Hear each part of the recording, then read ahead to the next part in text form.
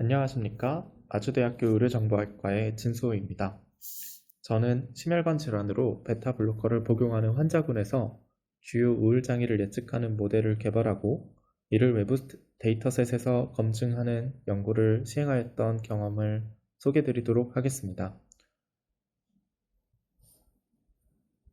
이러한 연구를 진행하게 된 배경을 먼저 말씀드리면 심혈관 질환을 가진 환자군에서의 우울증 발생률 및 유병률이 높은 것으로 알려져 있는데요. 이러한 우울증은 환자의 삶의 질 뿐만 아니라 심혈관 질환의 예후와도 연관이 있기 때문에 그 관리가 더욱 중요하다고 할 수 있겠습니다. 그런데 우울증은 여러 심혈관 질환에서 광범위하게 사용되는 약물 중 하나인 베타 차단제의 부작용이기도 합니다. 그런데 이 베타 차단제는 스테이블한 코로나리 하트 디지즈나 하트 페일리어 with preserved ejection fraction과 같은 일부 심혈관 질환에서는 그 효용이 불확실한 만큼 부작용을 고려했을 때 항상 안전한 약은 아닐 수 있습니다. 그렇기 때문에 저희는 이러한 환자군에서의 우울증의 발생을 예측하는 예측 모델을 개발함으로써 리스크 스트라티피케이션을 하고자 하였습니다. 모델 개발에 사용된 데이터로는 국민건강보험공단의 샘플 코호트를 사용하였습니다. 해당 데이터는 2002년부터 2013년까지 약 10만 명의 환자가 제너럴 포퓰레이션에서 샘플링된 데이터입니다. 이러한 보험 청구 자료를 기반으로 한 코호트는 상급 요양기관의 EMR을 기초로 한 데이터와 비교를 했을 때 장기간의 팔로우업이 잘 된다는 장점이 있고, 또한 본 연구에서 보고자 하는 질환인 우울증과 같은 경우 상급 요양기관의 데이터에서는 잘 나타나지 않기 때문에 N수 확보 차원에서도 장점이 있었습니다. 하지만 이러한 보험 청구 자료를 이용하더라도 실제 이런 프레딕션 모델의 이용은 요양기관에서 이루어지는 것을 상정하기 때문에 밸리데이션은 국내외의 EMR 데이터를 주로 사용을 했는데요.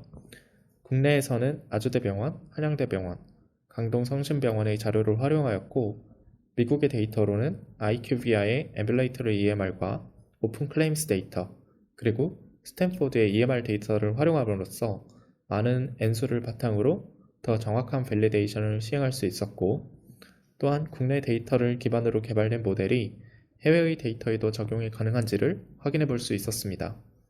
모든 데이터는 오몹 CDM으로 변환이 되어 있었으며 이를 통해서 모델 개발과 외부 검증을 원활히 진행할 수 있었습니다.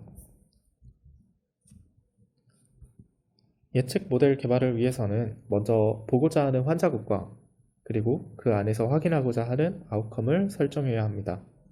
먼저 심혈관 질환으로 베타 블로커를 복용하는 환자를 정리하기 위해서 당연히 심혈관 질환 진단 기록이 있어야 했고, 그 중에서 30일 이상의 베타 블로커를 복용하는 18세 이상의 성인을 추렸습니다.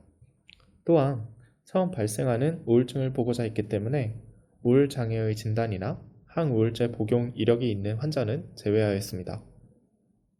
이러한 환자군 안에서 새롭게 발생할 주요 우울장애를 보고자 하였습니다.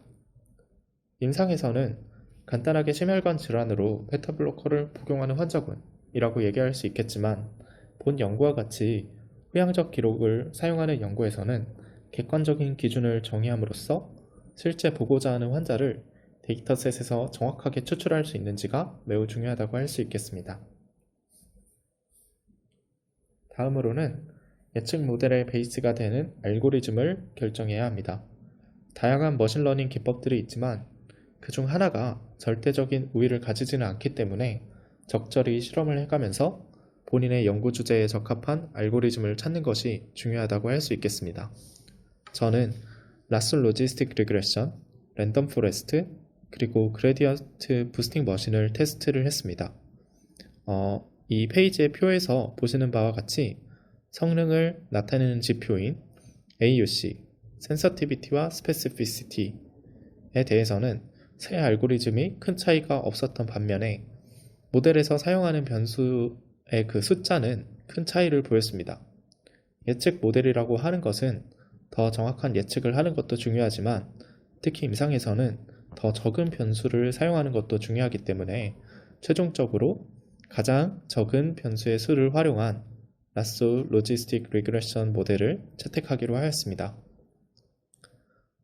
아래 피규어에서 보시는 것처럼 다시 정리를 해드리면 보험공단의 샘플 코호트에서 심혈관 질환으로 베타 차단제를 복용하는 환자군을 정의를 하여 추출을 하였고, 이 중 주요 우울 장애가 발생하는 환자군과 그렇지 않은 환자군을 예측하는 예측 모델을 환자군의 다양한 기록을 담고 있는 모몹 CDM의 클리니컬 데이터와 로지스틱 리그레션 모델을 기반으로 개발을 하였습니다.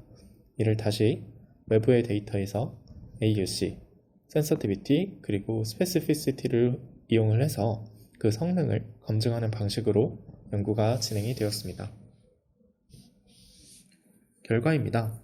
먼저 환자군의 베이스라인 캐릭터리스틱을 살펴보면 우울증이 발생한 아웃컴 그룹에서 남성의 비율이 적었고 협심증과 신부전의 비율은 더 높았습니다.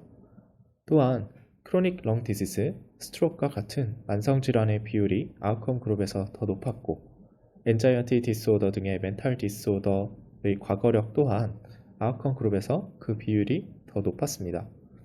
여기서 재미있는 것은 다른 심혈관 질환에 관련된 약제의 비율이 대부분 아웃컴 그룹에서 더 높았으나 이 중에서 셀렉티브 베타 블로커의 비율은 논 아웃컴 그룹에서 더 높은 모습을 보여주었습니다.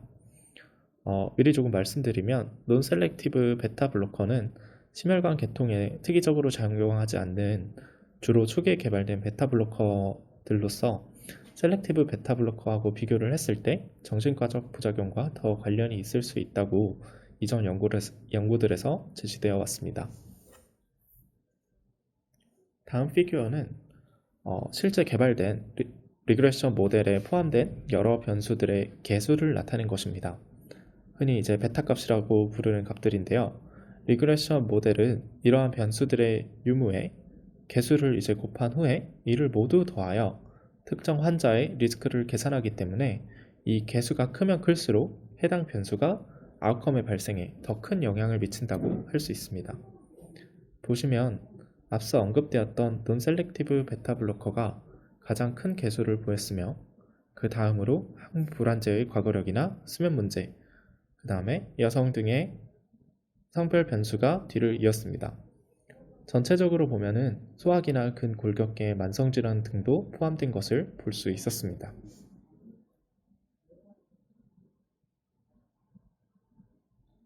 다음 표는 개발된 모델을 이용해서 아웃컴을 발생을 예측했을 때 그 성능을 나타낸 표입니다. 가장 윗줄에 NHIS가 모델 개발에 사용된 보험공단의 샘플 코호트로 내부 검증에 해당하고 이를 레퍼런스로 해서 외부 검증에서의 성능을 비교할 수 있습니다. 내부 검증에서는 AUC가 0.74, 센서티비티는 83.1%, 그리고 스페시픽시티는 49.5%였습니다.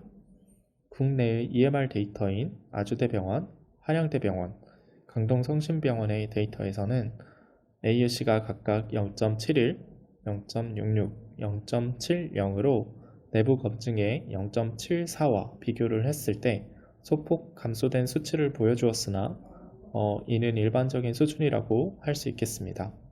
하지만 그 아래의 미국의 데이터를 이용하여 수행된 외부 검증에서는 AUC가 0.62로 다소 감소된 수치를 보였으나 센서티비티는 여전히 70% 중후반대를 유지하였습니다.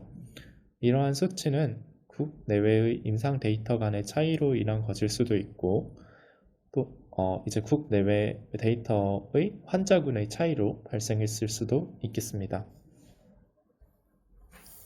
다음은 X축의 예측 모델에 계산된 리스크가 Y축의 실제 데이터에서 나타난 아웃컴의 발생과 그 비율이 비례하는지를 나타낸 캘리브레이션 플롯입니다. 모델이 개발된 NHIS 데이터에서는 예측 모델에서 계산된 리스크가 실제 발생률과 선형적으로 잘 비례하는 것을 보여주었습니다. 밑줄에 있는 국내의 데이터에서는 적은 환자 수로 인해서 신뢰 구간이 너무 넓게 잡혀서 그 추세를 확인하기는 어려웠습니다.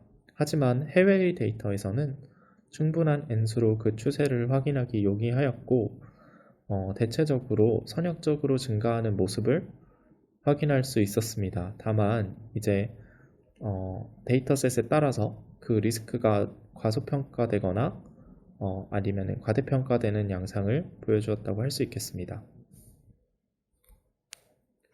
디스커션입니다. 본 연구에서는 추가적인 환자군의 모집 없이도 기존의 임상 데이터만을 가지고 예측 모델을 개발할 수 있었습니다. 이러한 연구가 가능했던 이유는 임상 데이터가 오몹 CDM으로 잘 변환이 되어 있었고 오몹 CDM을 활용을 해서 예측 모델을 개발할 수 있는 프레임워크가 잘 구축이 되어 있었기 때문입니다. 이를 통해서 기존의 프로그램 코딩이나 아니면 머신러닝에 익숙하지 않은 사람도 이러한 예측 모델을 개발할 수 있는 바탕이 마련이 되어 있었다고 할 수 있겠습니다. 또한 예측 모델의 개발만 용이한 것이 아니라 개발된 예측 모델의 외부 검증에 있어서도 이미 오몹 CDM으로 변환이 끝나서 여러 진단이나 처방 코드 등이 이미 공통으로 맞춰진 상태이기 때문에 국내외의 공동 연구자분들의 협력을 이끌어내는 데도 굉장히 수월했던 면이 있습니다. 다음으로 본 예측 모델에는 시간 관계상 하나씩 설명을 드리긴 어렵지만 기존의 연구들에서 제시된 우울증 발생의 리스크 팩터들이 잘 포함되어 있음을 확인할 수 있었습니다. 이는 예측 모델의 신뢰성을 높임과 동시에 개별적인 리스크 팩터들 각각이 아니라 이들의 조합을 통해서 최종 리스크를 제시하였다는 점에서 의미가 있다고 할 수 있겠습니다. 기존의 많은 연구들이 그렇듯이 환자군 단위에서 연구를 진행하기 때문에 소수 서브그룹이 가진 리스크는 잘 캐치가 되지 않거나 나아가서는 우울증이 정말로 베타블로커의 부작용이 맞는 건지에 대한 연구들 간의 결과가 일치하지 않는 경우들도 있었습니다. 하지만 본 연구에서는 이러한 리스크 팩터들을 조합을 함으로써 최종 리스크를 계산을 할 수 있었고 좀 더 엄밀한 리스크 스트라티피케이션이 가능할 수 있다는 가능성을 제시했다고 할 수 있겠습니다. 이러한 접근은 프리시전 메디슨에 한 발짝 더 다가가는 길이라고 생각을 합니다. 본 연구에서는 우울증을 예측하기 위한 팩터들로 주로 진단 기록과 약물력을 활용을 하였는데요. 이를 통해서는 우울증의 시비어리티 등의 더 디테일한 정보는 활용하지 못했습니다. 우울증의 시비어리티를 이용을 해서 아웃컴을 더 세분화할 수 있었다면 보다 더 정확한 예측이 가능했을 수 있겠다는 생각도 듭니다. 하지만 해당 정보들을 활용하지 않고 주요 우울장애의 진단만으로 이러한 예측이 가능했다는 점은 고무적인 면이기도 합니다. 제 발표는 여기까지이고 경청해 주셔서 감사합니다. 기타 궁금하신 점이나 문의사항이 있으실 경우에는 아래의 메일을 이용해 주시기 바랍니다. 감사합니다.